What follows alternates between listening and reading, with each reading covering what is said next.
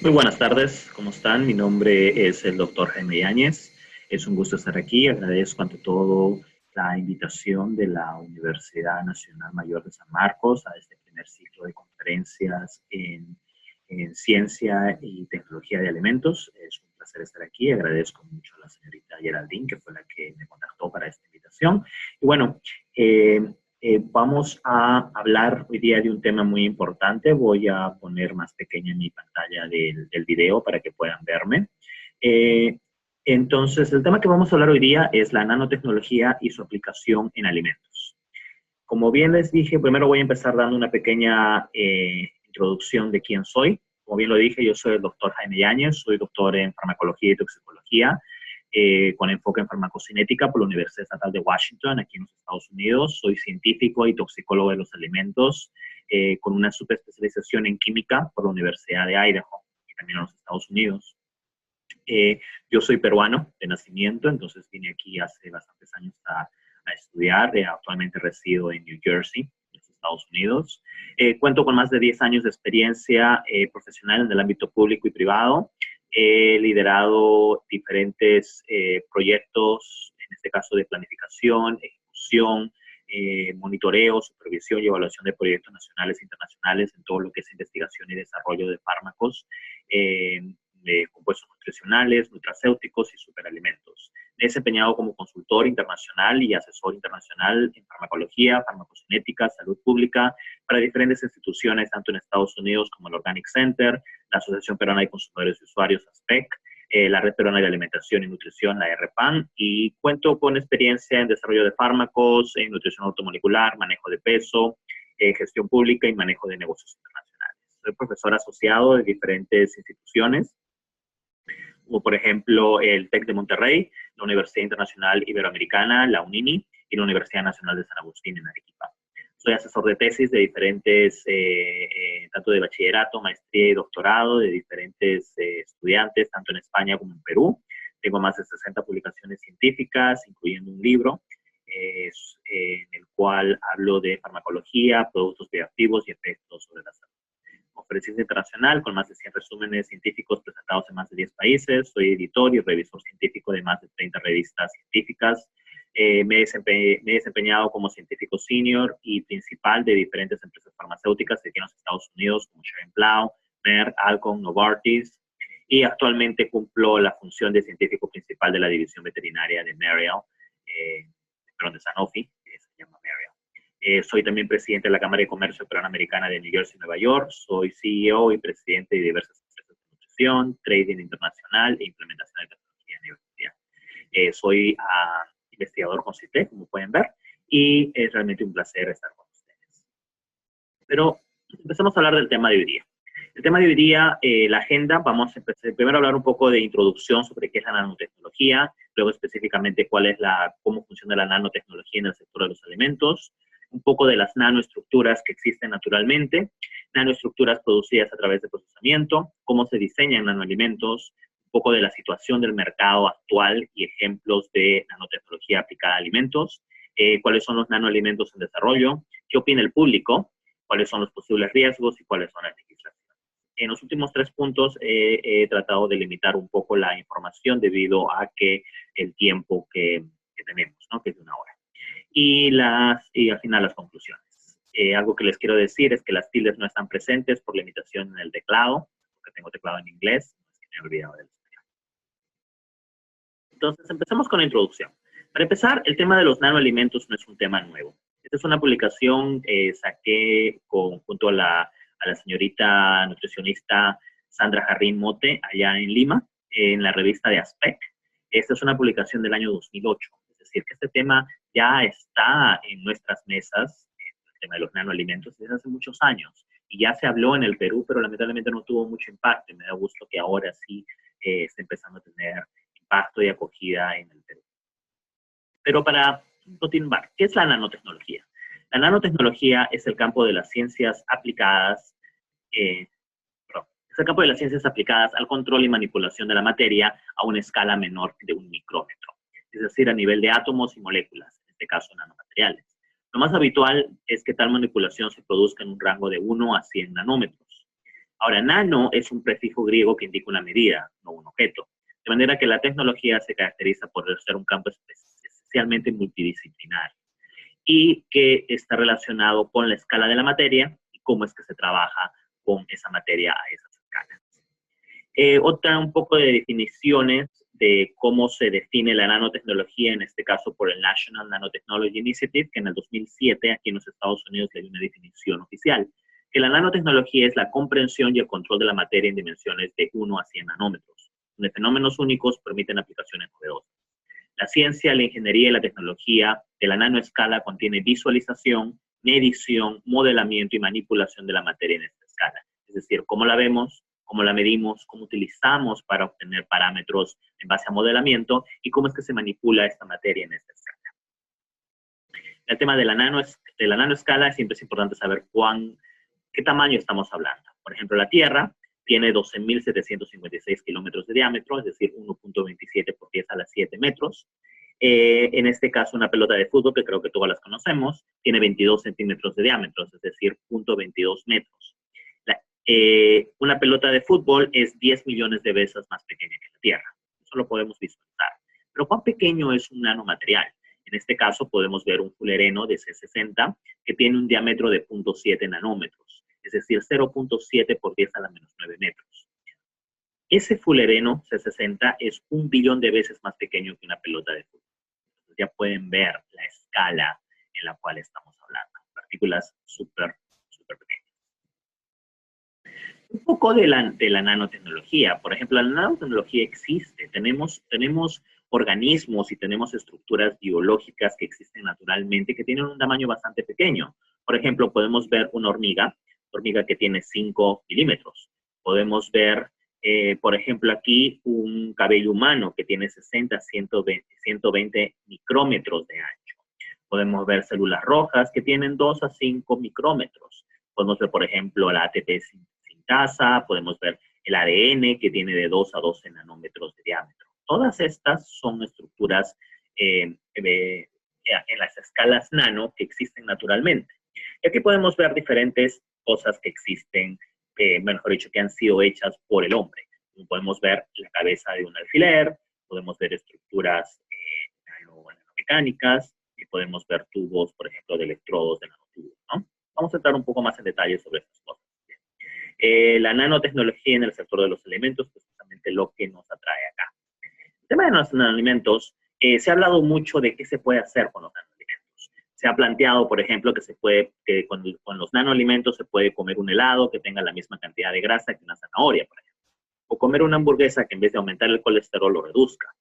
También se habla mucho del empaque inteligente, que pueda literalmente oler, detectar y destruir microorganismos que puedan hacer que el alimento se malogre o que sepa mal. Otro es modificar los alimentos de acuerdo al gusto y las necesidades nutricionales del consumidor. Otro aspecto importante es que actualmente se utilizan nanoalimentos ¿para qué? Primero, para aumentar el tiempo de la vida del producto, es decir, que tenga más vida y que pueda durar más tiempo en el anaquel. Otro es que se pueda alertar al consumidor si el alimento está contaminado. Otro es reparar envases dañados. Y más aún, los productores de nanoalimentos prometen acabar con el hambre ofreciendo productos más baratos. Si yo les pregunto, ¿qué opinan sobre el último punto? Esa es una promesa que han hecho muchas personas y han hecho muchas nuevas tecnologías. ¿Se acuerdan de alguna que lo haya hecho en el pasado? Si es que están pensando en los alimentos transgénicos, es cierto. Los alimentos transgénicos también prometieron, o alimentos transgénicos o alimentos genéticamente modificados, prometieron acabar con el hambre. ¿Lo han hecho? Creo que no. Entonces, hay que tener siempre mucho cuidado con las nuevas tecnologías y hay que siempre mantenerse al tanto. Lo mejor para poder entender una tecnología nueva, en este caso aplicada a los alimentos, es primero conocer la tecnología. Y de ahí que cada uno de ustedes tome la decisión si es que la consumirían o si es que no la consumirían. Ahora, estas aplicaciones se suponen que van a traer cambios importantes en el sector de los alimentos. Por ejemplo, mejorar las técnicas de producción y procesamiento, mejorar materiales que están en contacto con los alimentos, modificar el sabor, la textura y la sensación, monitorear la calidad y la frescura de los alimentos, reducir el contenido de grasa y de sal, mejorar la absorción de nutrientes, mejorar el rastreo y seguridad de los alimentos. Eso es todo lo que se ha planteado que la nanotecnología aplicada al sector de los alimentos puede traer a cabo. Ahora, en el tema de la nanotecnología en el sector de los alimentos, existen dos cosas, la nano por fuera y la nano por dentro. ¿A qué se refiere las aplicaciones de nanotecnología por dentro en el tema de los alimentos? Por ejemplo, modificar las estructuras de los alimentos, como nanoemulsiones. Otro aspecto es suplementos alimenticios, poder hacer minerales que tengan menor tamaño de partícula, y vamos a hablar un poco más de eso. Otra es el procesamiento de los alimentos, nanofiltros. Otra, ya entramos al tema de nano por fuera, es el análisis de los alimentos, tener nanosensores. Otro aspecto es cambiar el empaque, es decir, los materiales que están en contacto con los alimentos. Y otro es la agricultura, por ejemplo, pesticidas, que tengan nanotecnología. Ahora, si yo les pregunto, aquí qué ven en esta foto, este es un material crudo que puede ser un grano, ¿no? Perfectamente puede ser maíz, cebada, y ese es un material crudo. Cuando se procesa el alimento, se obtiene, ¿qué? Una gran variedad de productos alimenticios. Podemos ver galletas, diferentes tipos de panes, etc. En el material crudo, existen nanoestructuras que ocurren naturalmente. Yo les pregunto, ¿pueden pensar de alguna? Hay muchas. Por ejemplo, el almidón. El almidón es una nanoestructura que ocurre naturalmente en estos granos. Algunos de esos son como por ejemplo, las proteínas, los almidones, las grasas van a sufrir cambios estructurales a través del procesamiento de los alimentos que van a hacer que esas partículas cambien. Y esas partículas, mejor dicho, estos componentes de los alimentos ya tienen nanoestructuras en nanómetros o en micrómetros. Y estos cambios por el procesamiento de los alimentos se van a dar en esas estructuras. Lo que va a hacer es de que las estructuras que ya ocurrían naturalmente van a mantenerse con algunos cambios, pero también van a dar lugar a que se produzcan nuevas nanoestructuras introducidas a través de este procesamiento. Entonces, todos los días que hacemos un alimento, estamos procesando un alimento, estamos cambiando sus estructuras a nivel de la nanoescala. Ahora, para darles un mejor ejemplo, ¿qué nanoestructuras ocurren naturalmente? Primer ejemplo, la leche. La leche, por ejemplo, contiene diferentes glóbulos que van a ser bastante pequeños. ¿Glóbulos qué? Glóbulos de grasa, por ejemplo. En el caso de la carne, existen las miofibrillas. Pueden ver, por ejemplo, aquí cómo se ven las nanofibrillas, en este caso de la carne. Ahora, la mayoría de polisacáridos y lípidos son polímeros lineares de menos de 1 nanómetro en grosor, es decir, son nanoestructuras de una dimensión. Sin embargo, si es que hablamos de plantas, podemos ver también que hay fibras de celulosa. En este caso son nanoestructuras de 2 dimensiones. En el caso de las nanoestructuras que ocurren a través del procesamiento, acá vamos a ver algunos ejemplos. Por ejemplo, ya dijimos que la leche contiene naturalmente glóbulos de grasa, que son aproximadamente de 100 nanómetros en tamaño, que se producen a través de la homogenización. Cuando la leche se homogeniza, se van a producir estos pequeños glóbulos. Pero ¿qué pasa? La leche podemos seguir procesándola. Podemos, por ejemplo, formar espumas. Una espuma, por ejemplo, cuando se bate la leche, ¿no? Podemos producir crema chantilly, helados, etcétera. Pero también tenemos otras nanoestructuras, en este caso de 2 dimensiones, como la espuma en un vaso de cerveza. Podemos tener salsas, mantequilla y margarina. Pero también podemos llegar a estructuras tridimensionales, que estamos hablando de la nanotecnología. Por ejemplo, los pudins y los yogures, que pueden ver aquí. Ahora, ¿cómo es que nosotros diseñamos un nanoalimento? Porque es muy importante poder entender cómo se hace.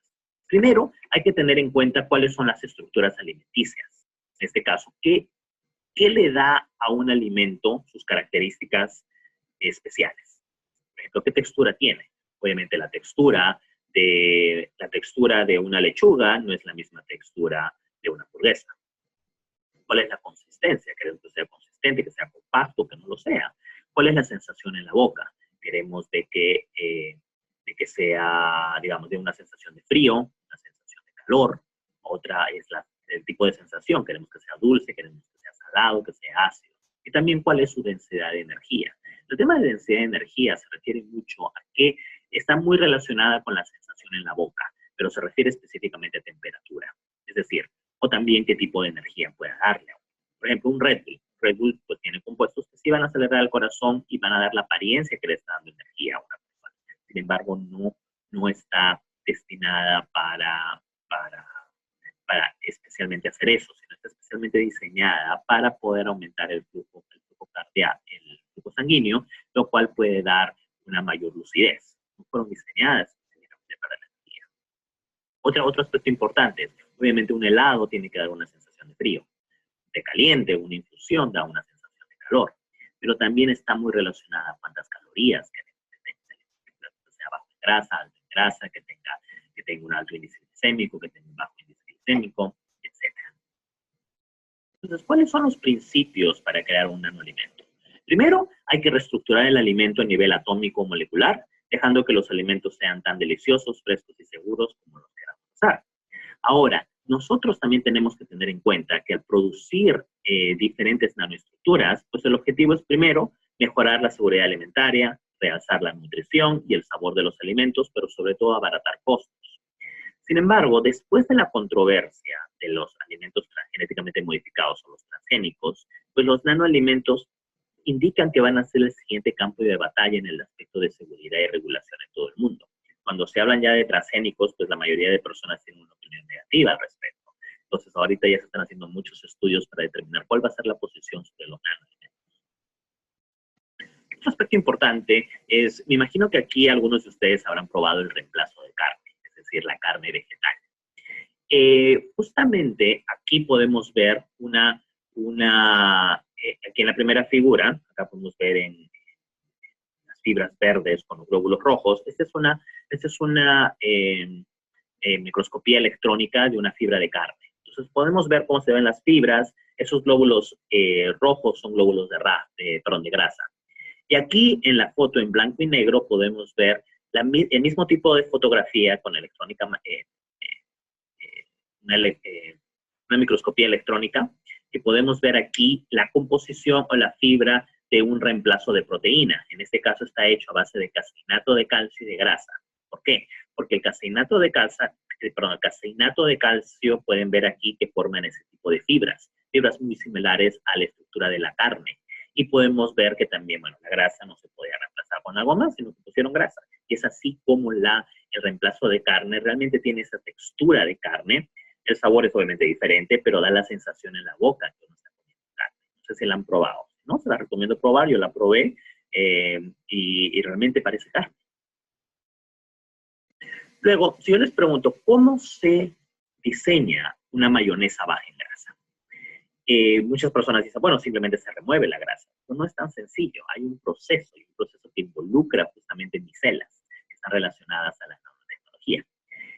Por ejemplo, esta figura indica una micela regular, pues un glóbulo de grasa regular en una proteína, en una mayonesa regular. Podemos ver que el aceite está atrapado en el medio. Podemos ver estos palillos azules. Este es el emulsificador. El cual es la barra o el bastón, ese es el lado lipofílico, es decir, el que le gusta la grasa. Y son como las cabezas de alfiler o cosas redondas, ese es el lado hidrofílico, es decir, el que le gusta el agua, para que se pueda disolver en agua. Entonces, este es el típico glóbulo de grasa dentro de una mayonesa normal. ¿Cómo diseñamos una mayonesa baja en grasa? Utilizamos un emulsificador, en este caso anfifílico.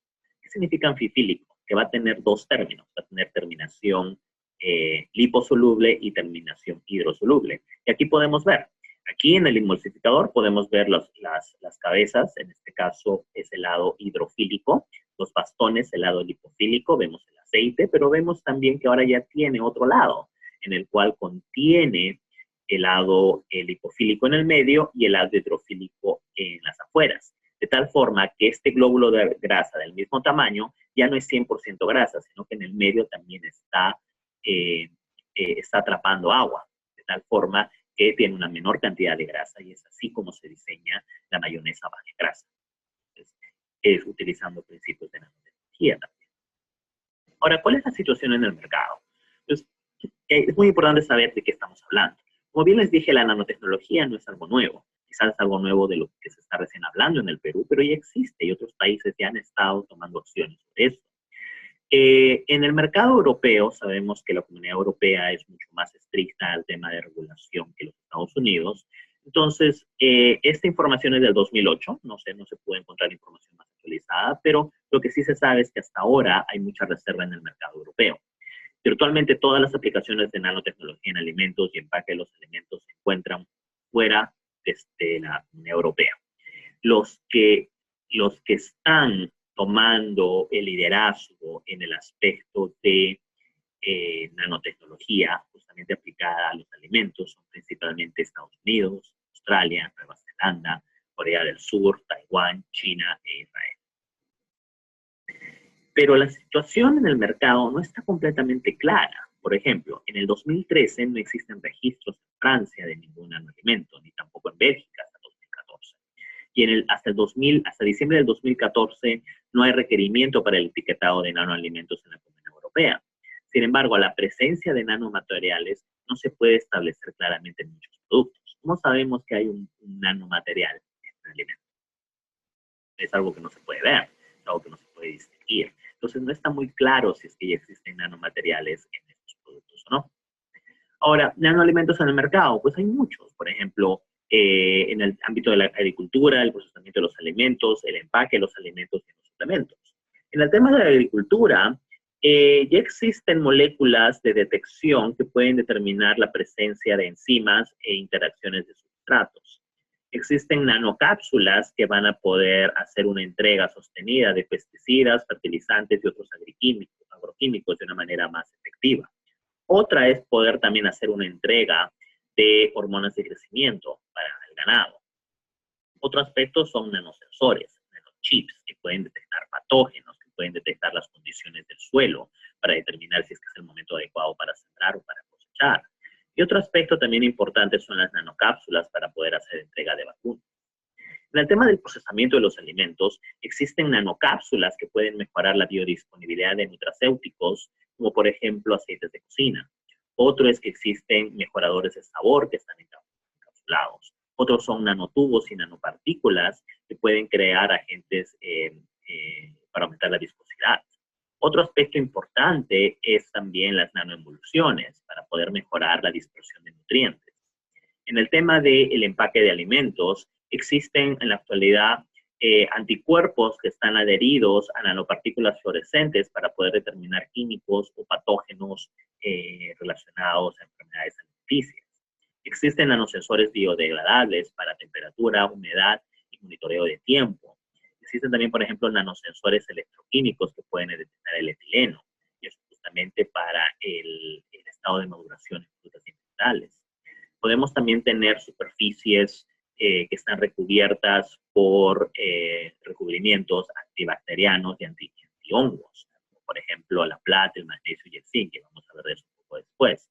También podemos tener envolturas que tienen un carácter modificado de permeación, es decir, que no dejan penetrar ni tampoco salir ciertas cosas.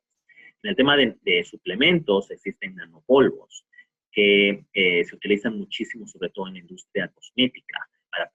Por ejemplo, habrán visto que existen esas cremas o esos polvos para las damas que contiene nanocristales, que le llaman, contiene partículas de diamante. En realidad no son diamantes, sino que son nanopolvos con estructura tan pequeña que hacen que penetren mejor la piel. Por eso es de que ahora cada vez vemos maquillajes que pueden cubrir mejor las imperfecciones faciales y que pueden dar una apariencia muy superior a la que se tenía antes. También, por ejemplo, existen sprays en vitaminas que pueden hacer de que se pueda obtener vitaminas de forma en la piel, ya no necesariamente tomando la pastilla. Hay muchas opciones que se pueden utilizar. Ahora, por ejemplo, ¿qué sucede aquí en Estados Unidos? En los supermercados americanos hay un aceite de cocina que se mantiene fresco y soluble por siempre. ¿Pueden creer? Sí, es factible. Eso se debe gracias a las partículas de nanocerámica, que hace que las partículas de suciedad no sean detectables. Ojo, no significa que no tenga partículas de suciedad, simplemente que no se pueden dar. Luego, nanomoléculas que se adhieren a contaminantes para simplificar el proceso de limpieza de agua. Existe aceite para cocinar rico en vitamina C. Recuerden que la vitamina C es una vitamina hidrosoluble, se disuelve en agua. Tenemos aceite para cocinar, que es un aceite, en el cual la vitamina se disuelve. ¿Cómo se hace eso? Porque la vitamina C se pone en nanocápsulas, que hacen que se pueda disolver en aceite. Otros son jugos de fruta que contienen aceite de pescado rico en omega 3, es decir, aceites de fruta, perdón, jugos de fruta, que es un líquido, que tienen moléculas de omega 3 que son liposolubles, es decir, se disuelven en agua. De la misma manera, se nanocapsula. Otro es que en Australia se puede comprar pan que contiene nanocápsulas indetectables de omega 3. Si yo les pregunto, ¿qué creen que es eso? Este es un producto que ya existe. Este es, primero empezar, lo gris es un pedazo de pescado. Y ese pequeño strip o ese pequeña pedazo de film es un sensor. ¿Un sensor de qué? Es un sensor en el film que cambia de amarillo a azul, demostrando que el pescado está en mal estado. Es un sensor que puede detectar. Eso todavía no se encuentra comercialmente disponible, pero es una nanotecnología aplicada a alimentos que está en desarrollo. Falta de repente muy poco. Según lo último que investigué, es porque los costos todavía son muy elevados. Entonces, está esperando que se puedan abaratar costos para poder introducirlo al mercado. Luego, aditivos alimenticios y suplementos. Ya hablamos un poco de eso, pero por ejemplo, el dióxido de silicona. El dióxido de silicona es un suplemento dietético que se utiliza se utiliza mucho, por ejemplo, en polvo de huevos enteros, condimentos frescos, tomate en polvo, crema para café. Se utiliza ampliamente desde los 60. Se tiene, por ejemplo, dióxido de silicona amorfo a nanoescala, que hace que sean partículas aglomeradas. ¿Qué significa esto? Imagino que muchos de ustedes habrán cambiado un pañal o de repente han visto cómo son el talco ahora. Antes, estamos hablando de unos 15, 20 años atrás, cambiar un pañal era un desastre total. ¿Por qué? Porque el polvo del talco se disipaba bastante. Entonces uno echaba talco y se formaba una nube de vapor. Bueno, en este caso de talco, ¿no? De partículas de talco. En la actualidad ya eso no ocurre. ¿Por qué? Porque el talco en la actualidad contiene dióxido de silicona a tamaño de a nanoescala, o sea, en estructuras más pequeñas. Y eso hace de que cuando el dióxido de silicona se le lleve a tamaños más pequeños, hace que las partículas que están a su alrededor se aglomeren mejor. Por eso que ahora cambiar un pañal ya no es la tragedia que era antes, porque uno aplica talco y el talco ya no se disipa como antes. Entonces es una aplicación real que ya se utiliza en la actualidad. Otro es el dióxido de titanio, y que lo consumimos muy, muy, muy a menudo. El dióxido de titanio es un pigmento blanco, que es un material enfriante, mejorador de sabor. Y ustedes dirán, ¿por qué queremos un material enfriante en un alimento? Caramelos, chicles. ¿Se acuerdan, por ejemplo, de esos chicles que son los ice? Esos que dan la sensación de frío en la boca. Tienen dióxido de titanio. También se utiliza en vegetales secos, en nueces, semillas, sopas, mostaza, cerveza y vino. Para que, justamente cerveza y vino es para que dé la sensación de mayor frescura, que uno sienta que en este caso la cerveza o el vino está más frío de lo que realmente está. Otro aspecto es el nanolicopeno, o también llamado Licovit. Es un producto registrado, aprobado en el 2009. Ojo, 2009. Que es un alimento novedoso. BASF, que es una empresa alemana, produce una forma sintética de licopeno, que son carotenoides sintéticos del tomate. Es un diámetro de partícula en el rango de 300 nanómetros. Nanopartículas que se pueden utilizar en polvos o en aceite, un aditivo para bebidas y otros alimentos, y la adición no solo es por motivos de salud, sino también por el color. Otro aspecto importante es de que en suplementos de los alimentos se utiliza para aumentar la disponibilidad, por ejemplo, del selenio, del magnesio, del zinc, del calcio y del hierro, así que se absorba mejor. Y nanoencapsulación, por ejemplo, para mejorar la biodisponibilidad de vitaminas liposolubles, es decir, que se disuelven en grasa, protección y estabilización, compuestos sensibles al ácido. También para enmascarar el sabor de ácidos grasos omega 3 y para tener una entrega controlada de esos. Otro aspecto importante es el sistema de entrega orgánicos. ¿Qué se refiere? Se refiere justamente a que podemos tener todas estas moléculas que ahora se pueden disolver en líquidos en los cuales antes no se pensaba que se podían. Por ejemplo, acá tenemos un agua que es el Beauty Water, es el agua de la belleza, que contiene coenzima Q10. Tradicionalmente no se disolvería en agua, pero ya existe en el mercado. Entonces, por ejemplo, tenemos un solubilizador que se llama el Novasol, que viene de Alemania, el Neutralis, que es de Israel, y el Verisor, que es de Suiza, que hace que esas moléculas se puedan disolver en agua. Otro aspecto importante es también los suplementos. Acá tenemos el Easy Iron. Esta es una leche suplementada con hierro. que se comercializa en Japón. Tenemos el Slim Shake, que vienen a ser partículas de dióxido de silicona recubiertas de moléculas de sabor. También te hablamos de moléculas de silicones para que se pueda compactar, las moléculas se aglomeren, de tal forma que este polvo no se dispersa mucho, sino que se quede aglomerado y que pueda retener mejor el sabor. Otro aspecto es de Israel, aceite de canola, que activado contiene fitoesteroles, en mayor cantidad de lo que tradicionalmente contiene. Entonces, en el tema de procesamiento de los alimentos también podemos ver algo. No solo es el alimento terminado, sino también son las tecnologías que se pueden utilizar para en este caso, el procesar los alimentos. Un aspecto importante es la nanofiltración. Tenemos nanocerámicas para freidoras de restaurantes, tratamiento de efluentes e industria de los alimentos. Es decir, se están utilizando estas nanocerámicas para poder recubrir máquinas, por ejemplo, freidoras, o para poder recubrir cartuchos comerciales para filtrar el aire. Este mercado es un mercado bastante grande. ¿Por qué? Porque hay muchísimas aplicaciones. Al poder tener nanocerámicas en estos productos, lo que se hace es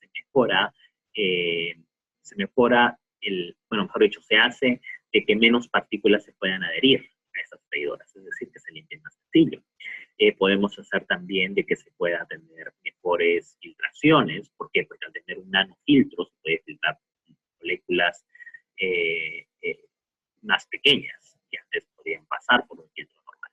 Este mercado global, por ejemplo, de las membranas de nanofiltración, pues se estimaba en el año 2012 a 310 millones de dólares. Las últimas estadísticas del 2016 indican que este mercado ha crecido hasta los 30 billones de dólares, es decir, ha crecido 100 veces en 4 años. Las principales aplicaciones de la nanofiltración están en la industria de los lácteos y del azúcar. Cerca de 300.000 metros cuadrados de membranas de nanofiltración se utilizan actualmente en la industria alimenticia. Luego, otro aspecto importante también es el análisis de los alimentos, cómo controlar procesos y productos. Esta imagen que ven aquí sobre esta mano es una lengua electrónica. Es un nanosensor que puede detectar muchos sabores, olores, etc. Pero todos estos nanosensores y nanoindicadores que existen o que están en desarrollo están diseñados ¿para qué? Primero, para detectar patógenos alimenticios, para detectar toxinas o alergenos, para controlar la calidad del producto, como la frescura, pero simplemente también para poder rastrear. ¿Rastrear qué? Lo que se quiere es llegar a esto, en lo cual podemos tener, una persona va al supermercado, agarra un dispositivo, que antes se pensaba que was un dispositivo aparte, pero ahora ya se piensa que va a ser un celular, porque también tenemos celulares, que uno pueda literalmente llevar su celular y leer. Apuntarlo al nanosensor del alimento y uno pueda no solo saber cuáles son los requerimientos nutricionales, es decir, la tabla nutricional, pero también que pueda rastrear el alimento. ¿Rastrearlo cómo? Por ejemplo, que pueda saber cómo si es que es un pedazo de carne, cómo se llamaba la vaca o las vacas de las cuales sacaron ese corte de carne, en qué establo se hizo, quién transportó este material, en qué planta llegó para poder ser empacado, cómo se transportó, cómo se procesó, etcétera. Todo eso monitoreado a través de estos nanosensores. Y también poder saber cuál es la frescura, hasta cuándo se puede consumir ese pedazo de carne, por ejemplo. Puede decir, en vez de que diga consumir antes del 14 de noviembre. De repente puede decir consumir antes del 12 de noviembre a las 9:53 de la noche. Detalles así, cosas específicas. Ahora, hay otro aspecto importante. En la actualidad ya existe este producto. Este producto lo ha hecho Philips. Es una impresora de alimentos. ¿Para qué? Permite agregar un ingrediente básico y jugar con su sabor. Por ejemplo, se puede hacer chocolate que sepa pasta, costillas de cerdo que se derritan en su boca, que no son costillas de cerdo, tienen la apariencia de costillas de cerdo, tienen el sabor de costillas de cerdo, pero es helado. O también un helado que no se derrita, porque no es un helado, es un gel. Entonces, estas son algunas de las cosas que se pueden hacer. Y se pueden bajar una aplicación, pues para todos con los apps. Se puede bajar un plugin para utilizar sabores adicionales. Y esto ya se encuentra disponible. Este es el Food Printer. Si ustedes buscan Food Printer en impresora de los alimentos en YouTube, en Google, van a encontrar muchísimos videos, bastantes cosas locas que ya se están haciendo en la actualidad. ¿Es natural? Claro que no. Es puro químico. Pero tiene los sabores, la sensación. No es realmente un alimento, pero sabe un alimento. Pero no lo es. Otro aspecto es el material en contacto con los alimentos. Sabemos de que hay muchos materiales que están en contacto directo con los alimentos. Por ejemplo, ya existe la nanoplata. La nanoplata es plata, pequeños de nanopartículas, que se puede poner, por ejemplo, en estos recubrimientos. Ya se vende aquí en los Estados Unidos y hace que el producto se mantenga fresco más tiempo en el producto. Otro es, por ejemplo, en China, en Hong Kong, se puede hacer, ya se tienen estos productos que son utensilios para cocina, que tienen recubrimiento antibacteriano, tienen nanoplata. También existe el spray de nanoplata, lo cual hace de que se mantengan las superficies y los productos más frescos porque tienen un spray antibacteriano. También en South Corea existen estas botellas para bebé, para la leche, para la fórmula o para la leche. Pero lo que pasa es que en la boquilla, que está en directo contacto con el bebé, estos ya tienen nanopartículas de plata que hacen que no se formen microbios. Ahí viene siempre la pregunta. ¿Ustedes le darían ese tipo de chupones a sus hijos? Yo particularmente no. Sobre todo un bebé no le daría no le estaría exponiendo esas nanopartículas. Luego también existe el empaque. Por ejemplo, ya hablamos de recubrimiento antibacteriano, que no solo es nanoplata, puede ser nanoóxido de magnesio, óxido de zinc, y también se pueden modificar sistemas de entrega. Pero también tenemos, por ejemplo, nanoarcilla, nanonitrito de titanio, que pueden mejorar las técnicas y las mecánicas mejoradas de sus productos. También existe la nanoarcilla, que puede cumplir el rol de una capa protectora o una barrera contra el gas y la humedad de un producto. Envolturas transparentes que contienen films o contenedores con protección ultravioleta, como por ejemplo el nanodióxido de titanio, o recubrimiento no pegajoso. Acá podemos ver un ejemplo. Ya existe este producto en el mercado, son botellas de ketchup que hace que el ketchup no se quede pegado, de tal forma que uno puede realmente disfrutar hasta la última gota del ketchup. Materiales activos inteligentes que pueden hacer también cumplir un rol importante. En el tema de superficies hablamos que la nanoplata es algo muy relevante al momento de tener esta propiedad antimicrobiana. Por ejemplo, ya existe en Corea del Sur, en la marca Daewoo, refrigerador con un recubrimiento de nanoplata, que hace de que no crezcan microbios en la superficie. Y también existen otros que tienen superficies que repelen el agua, repelen la suciedad, como ya lo han visto, por ejemplo, en celulares, que ya tienen sus estructuras que repelen el agua, ¿no? Por eso tenemos celulares que son resistentes al agua. En el empaque de alimentos, por ejemplo, existe un composito de poliamida, de nylon y nanoarcilla, que se utiliza mucho para las botellas multicapas. Tienen envolturas, films y contenedores. Existen diferentes marcas como Imperm y AX. Aquí vemos, por ejemplo, acá vemos la botella de Coors Light, que es una marca de cerveza, la cual está utilizando este tipo de botellas en base de este composito de poliamida, nylon y nanoarcilla. Para nosotros parece un plástico, y habrán visto que hay botellas que no están ya en botella de vidrio, sino están en una botella que parece un plástico, pero en realidad es un composito de poliamida. Ya tenemos nanotecnología en empaque de alimentos. Otro es el Imperm, que ya lo había mencionado antes, que también son nanocompositos basados en nanoarcilla. La ventaja de esto es de que permite, mejor dicho, reduce la entrada de oxígeno en más del 80%, minimizando la pérdida de dióxido de carbono. Eso es muy importante para bebidas gasificadas, pero también para empaques de productos higroscópicos, es decir, productos, en este caso polvos, que absorban el agua, como la harina, por ejemplo, y otros, ¿no? Y que son muy ligeros, hacen de que obviamente se baje el peso del producto final, en este caso, por ejemplo, una botella de cerveza, que pesa menos al tener este tipo de empaque, y también hace de que, pues, obviamente, mejore los costos, ¿no? Otro es el empaque de los alimentos. Existe el empaque activo y el empaque inteligente. En el empaque activo hay ya empaques que pueden hacer que se extienda la vida en anaquel y mejore la seguridad y las propiedades sensoriales mientras se mantiene la calidad de los alimentos. Aquí ven un ejemplo de un empaque que captura el etileno en las frutas para prevenir una maduración temprana. Tenemos también empaque inteligente, que tiene un indicador de sulfido de hidrógeno, que va a monitorear las condiciones de los alimentos empacados para darle información sobre la calidad del alimento durante el transporte y durante el almacenamiento. Otro es el empaque activo de alimentos. El composito de poliamida, nylon, de nanoarcilla, que ya vimos que son las botellas de, por ejemplo, tienen ese composito que parece plástico, pero también pueden tener un capturador de oxígeno. Es decir, pueden atrapar oxígeno para prevenir oxidación de ciertos líquidos. Tenemos también nanocapas reactivas, que son usadas como un indicador de sulfido de hidrógeno para empaque de los alimentos. Aquí lo podemos podemos ver, el producto que se utiliza en Finlandia. Otros son tintas inteligentes a base de nanopartículas. Y me imagino que reconocen esta marca. Es Coca-Cola. La trató de utilizar un tiempo y es unas tintas para contenido digital impreso.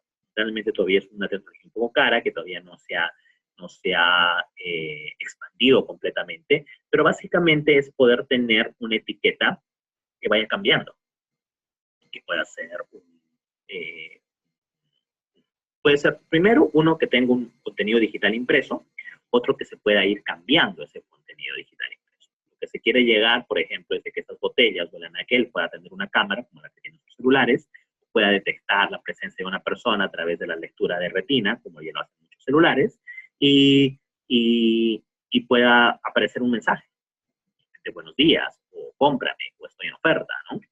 Eventualmente también a lo que ya se está llegando también en otras aplicaciones del área biomédica, es que las personas, y hay personas, por ejemplo, en Europa, que se están poniendo ya chips inteligentes en los brazos para poder tener toda su historia médica, pero también para poder monitorear su salud en tiempo real. Otro aspecto importante a lo que también se quiere llegar es que si eventualmente esta tecnología de los chips implantables se hace generalizada, es de que usted se pueda conectar con el alimento. Imagínense que usted está caminando por el supermercado y se detecta el chip que usted tiene dentro de su cuerpo con el producto y el producto le hable, le diga, mira, han pasado 10 días y no me has comprado, o yo sé que te gusta. Cosas así. Es a lo que se quiere empezar a establecer ese enlace, hacer una alimentación un poco más personalizada, este tipo de productos. Ahora, ¿cuáles son nanoalimentos en desarrollo, por ejemplo? Primero, vajilla que se limpia sola. La vajilla en la cual tiene una modificación de nivel atómico, en el cual tiene superficies hidrofóbicas, es decir, que rechazan el agua, para hacer que las sustancias se disuelvan y se escurran de la vajilla más rápido. Esto ya se está empezando a utilizar en el vidrio industrial, pero se quiere empezar a aplicar en lo que es la vajilla. Nanofiltros que permiten que uno seleccione la cantidad de cafeína que desea remover de su café. Si el café está muy fuerte, lo puede poner un nanofiltro y puede remover la cafeína. Personalmente yo no sé cuánta cafeína yo quisiera tener, pero me imagino que si es que ese producto sale al mercado ya habrá una manera de poder analizarlo, ¿no? Luego, nanofiltros que permitan que el agua de caño sea estéril. Eso ya existen diferentes tipos de tecnología en el cual ya uno puede utilizar nanofiltros para poder tomar agua contaminada, lo recoge y lo filtra y ya puede tomarse esa agua, ¿no? Se utiliza mucho sobre todo en zonas de combate, de guerras, pero también en zonas donde no hay acceso a agua potable. Sensores a nanoescala que permiten monitorear toxinas, bacterias durante el procesamiento de los alimentos. También nanoencapsulación que le permita a un chef poder escoger cuán fuerte desea que sea el sabor o el olor del alimento que está preparando, o también cuando desea, se pueda programar, cuando desea que las partículas de sabor puedan ser liberadas en la boca del cliente. Entonces, eso es lo que también se está empezando a desarrollar. Ya para terminar un poco, ¿qué opinan ustedes? En base a lo que les he presentado, ¿consumirían estos nanoalimentos? De repente ya lo están haciendo y no lo saben. Pero, por ejemplo, hay bastantes estudios que se han hecho que determinan la aceptación del público. Para empezar, estudios iniciales indican que, por ejemplo, en Alemania, los consumidores estarían en contra del uso de nanotecnología en alimentos. Mientras que en Austria, los consumidores mostraron menos preocupación por el uso de la nanotecnología en el empacado, pero sí se mostraron preocupados y un poco reacios a la idea de poder usar la nanotecnología en los alimentos. Entonces, en Alemania dijeron completamente no. En Austria dijeron está bien para el empaque, pero no está bien para el alimento. Pero otro aspecto importante es que en Suiza, cuando se les dio la opción de poder escoger entre consumir un OGM, es decir, un organismo genéticamente modificado, un transgénico, versus un nanoalimento, se observó que los consumidores preferían a los nanoalimentos, ya que al tener un manipuleo genético, en este caso los transgénicos, pues ya tienen una percepción completamente errónea. En este caso, el nanoalimento, al no tener esa modificación genética, pues tiene una mayor aceptación y se ven un poco más naturales. Cuestiones importantes que definir. Hay mucha información, no voy a mostrar mucha por la falta del tiempo, pero algo importante que siempre hay que considerar es este tipo de escenario en el cual la confianza de un producto en el público depende de que tengas un producto bueno, que tengas procesos buenos, pero que también los jugadores que están envueltos en este proceso sean los adecuados. Pero jugadores me refiero al productor, al distribuidor, al que hace la venta directa, etcétera, que todo encaje. Porque si alguna de estas fichas falla, pues la confianza se cae. Otro aspecto importante, el cual mencionar,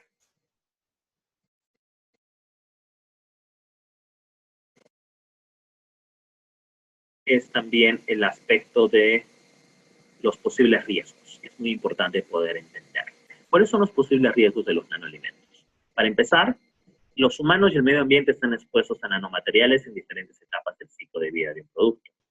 Ahora, cuando un producto, algo se hace más pequeño, para empezar se aumenta el radio de superficie de área y volumen y adquiere nuevas propiedades físicas y químicas que pueden causar posibles daños.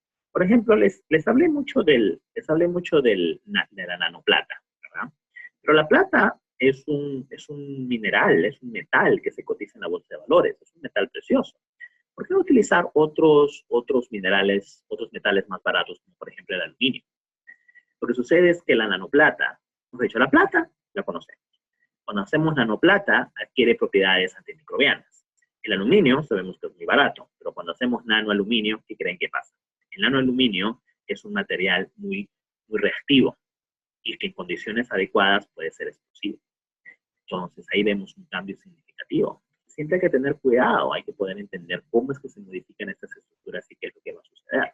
Ahora, ¿cuál es el impacto a la salud y el medio ambiente? No se conoce. Y también otro aspecto importante es cómo eliminamos estos nanoresiduos. ¿Qué hacemos? ¿Cómo es la mejor manera? ¿Reciclarlo? ¿Por qué? Porque una transformación tóxica e interacciones con materiales orgánicos e inorgánicos es algo que se necesita saber. Por ejemplo, ¿qué va a pasar si es que un pato, un ganso, se consume un empaque que tiene nanomateriales? ¿Qué pasa con las bacterias, los millones de bacterias y los millones de microorganismos que no vemos que están en el agua o en el suelo? ¿Qué sucede con ellos? Y aquí pueden ver, por ejemplo, las diferentes etapas del ciclo de vida de un producto. Esto es algo que lo produjo la EPA, que es la la Agencia para la Protección del Medio Ambiente de Estados Unidos. Aquí podemos ver la producción del material. Acá podemos ver la manufactura del producto destinado al cliente, el uso comercial, en este caso el uso del cliente, y el final de la vida del producto. Pero aquí podemos ver que este proceso de producción de material original, ¿no? Y también del producto final, va a producir emisiones industriales. Luego, el producto final digamos, cuando acabe la vida útil del producto, pues primero va a ir a rellenos sanitarios, es una posibilidad que es muy común en Latinoamérica, o va a ir a incineradores que van a procesar ese alimento. ¿Qué sucede? ¿Qué cambios va a haber en esos nanomateriales? ¿Por qué? Porque todo esto va a terminar de alguna manera en el suelo, en el aire, en el agua, y va a ser de que tanto el hombre como las diferentes especies de flora y fauna estén expuestas. ¿Cuál es el efecto? Se desconoce. Entonces hay que tener siempre cuidado cuando se introduce una nueva tecnología que va a tener una masificación tan grande. ¿Cuál es el efecto en la salud? ¿Cuál es el efecto? Primero, ¿cuál es el efecto en la salud de las personas que directamente lo consumen? ¿Cuál es el efecto en la salud de las personas, de los animales y de los vegetales, en este caso de la fauna y de la flora, que va a tener el hecho de ser expuestos indirectamente? Va a haber una persona que lo consuma, pero cuando lo deseche, este va a terminar en el medio ambiente. ¿Qué efecto tienen las personas que lo consumieron? Entonces, hay que tener muchas cosas. Ahora, ya se han hecho varios estudios, y acá tengo un resumen un poco de que se ha sacado en este caso, de las nanopartículas. Por ejemplo, se sabe que las nanopartículas causan inflamación pulmonar en las ratas. ¿Se acuerdan de los asbestos? Los asbestos son partículas muy pequeñas que causaron muchos daños hace muchos años y todavía los siguen causando en construcciones antiguas, en las cuales las personas tenían esas nanopartículas, no eran nanopartículas, eran partículas muy pequeñas que penetraban a los pulmones y que no se podían eliminar. Se quedaban atoradas y se quedaban literalmente adheridas a los pulmones, causando tumoraciones, causando graves problemas. Entonces, y esas partículas de asbesto son visibles, las podemos ver. Las nanopartículas no se pueden ver, son aún más pequeñas. Entonces hay que tener mucho cuidado con eso. Ahora, otro aspecto importante es de que la inflamación aumenta cuanto más pequeña sea una partícula. También se ha visto que las nanopartículas causan mayor incidencia de tumores de pulmón que partículas finas en estudios crónicos de ratas. Problema. También podemos ver de que las nanopartículas causan progresión de la formación de la placa. ¿A qué se refiere la placa? A nivel de cerebro, Alzheimer, Parkinson. También vemos de que las nanopartículas afectan la respuesta inmune a alérgenos comunes, es decir, aumentan las alergias.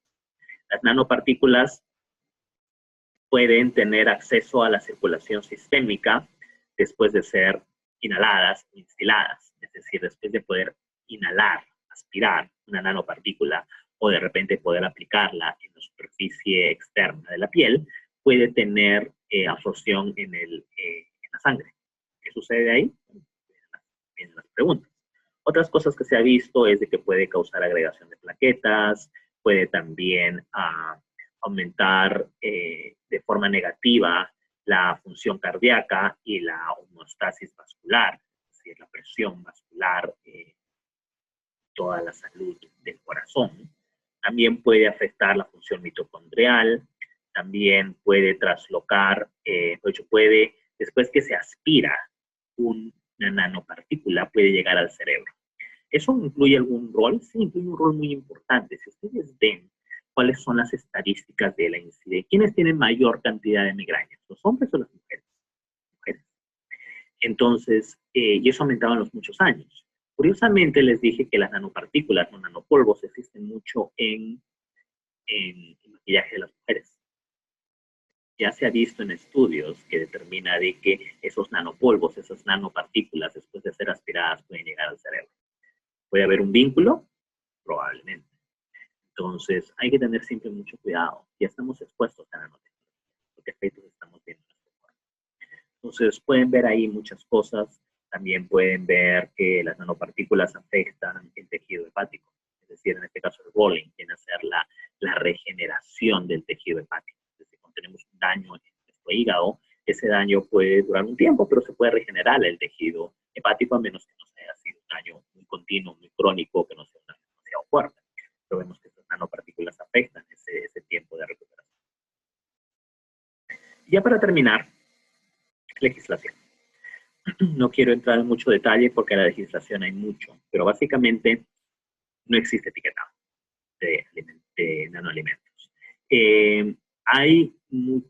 Saben, como ya les dije, ha habido muchísima controversia por los alimentos transgénicos, la sigue habiendo y la va a seguir habiendo, pero, por ejemplo, en el tema de nanoalimentos, no hay etiquetado, el público no está al tanto que ya existe en el mercado, pero ya está más cerca de lo que pensamos. Por ejemplo, los nuevos modelos de celulares, todos los celulares tienen nanotecnología. La ropa, habrán visto que hay camisas que no se necesitan planchar, que tienen nanotecnología. Habrán visto esos trajes para hombres o también ropa para mujeres, de que son resistentes a las manchas o a las salpicaduras de algo, ya repelen ciertos líquidos, ciertos productos. Esos tienen nanopartículas. Artículos de cocina, sí, en la actualidad ya existen muchos. Existen ya tablas de picar, utensilios para cocinar que tienen nanopartículas de plata, que lo hacen que sea antimicrobiano. El almacenamiento de alimentos, sí, ya tenemos muchos productos que también tienen recubrimientos antimicrobianos que son de nanopartículas.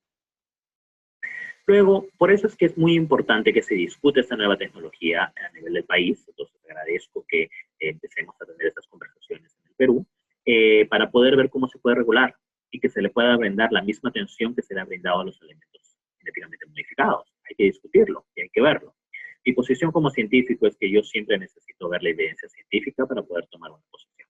Hasta que no se conozca o no se defina específicamente si es que es seguro o es dañino, pues hay que andar con precaución. Y lo mejor es consumirlo, tratar de evadirlo para poder tener una mejor salud y evitar posibles riesgos. Algo importante es que en el 2010, estamos hablando de hace 6 años, la FAO y la UO, en este caso la FAO y la Organización Mundial de la Salud, la OMS, han categorizado o han creado 12 categorías de aplicaciones para las nanotecnologías en alimentos. Primero están los ingredientes de alimentos que tienen nanoestructuras. Está los sistemas de nanoentrega para nutrientes y suplementos. Podemos ver acá también los aditivos orgánicos de tamaño de nanopartícula para alimentos, para suplementos alimenticios y también para aplicaciones para alimento de animales. Están igualmente los aditivos, no solo orgánicos, pero también inorgánicos, las aplicaciones en empaque de alimentos, en los nanorecubrimientos en superficies que están en contacto directo con alimentos, los nanomateriales que tienen funciones superficiales, los nanofiltros, los nanoagroquímicos, los nanosensores para el etiquetado de alimentos, descontaminación de agua y otras aplicaciones generalmente en el tema de alimentos para animales. Entonces podemos ver que ya desde el 2010 la OMS está pendiente de eso. Sería bueno poder discutirlo a nivel de país, de cómo puede regular ese tipo de tecnología. Y ya para terminar, unas conclusiones. Como bien lo dije, es una tecnología prometedora, pero necesita ser estudiada a largo plazo. Se necesita saber qué va a pasar, cómo se va a legislar, cómo es de que vamos a proteger a los consumidores, que es justamente lo más importante. Otro aspecto importante es de que ya hay productos en el mercado, pero el público no sabe y no están siendo legislados. Como toda nueva tecnología, hay una promesa de los grandes beneficios que puede tener, pero se necesita siempre evaluar el factor riesgo-beneficio. Y es solo el comienzo de los nanoelementos. Entonces hay que estar preparados, hay que saber a dónde vamos y hay que saber cómo se puede trabajar. Entonces con eso termino mi presentación. Definitivamente cualquier pregunta le agradecería que las puedan hacer llegar a la señorita Geraldine para que me las haga llegar a mí y con todo gusto poder responderlas por vía electrón, por email o también poder postearlas en mi página web para que puedan accederlas. Entonces espero haberles informado de una forma adecuada. Espero que les parezca muy interesante el tema, para mí realmente lo es. Es un tema de mucha preocupación, es un tema del cual tenemos que estar siempre al tanto. Las aplicaciones son muy buenas, la tecnología es muy interesante, se pueden hacer cosas muy, muy buenas, pero definitivamente necesitamos informar adecuadamente al público, necesitamos hacer los estudios del caso para que sea un producto seguro, para que no tengamos problemas nada. Entonces, con eso, muchísimas gracias, agradezco la invitación una vez más y espero que sigan disfrutando del ciclo de conferencias y cualquier cosa futuro, estoy aquí a la hora. ¿Okay? Muchas gracias y de nuevo mi nombre es el Dr. Jaime Yáñez.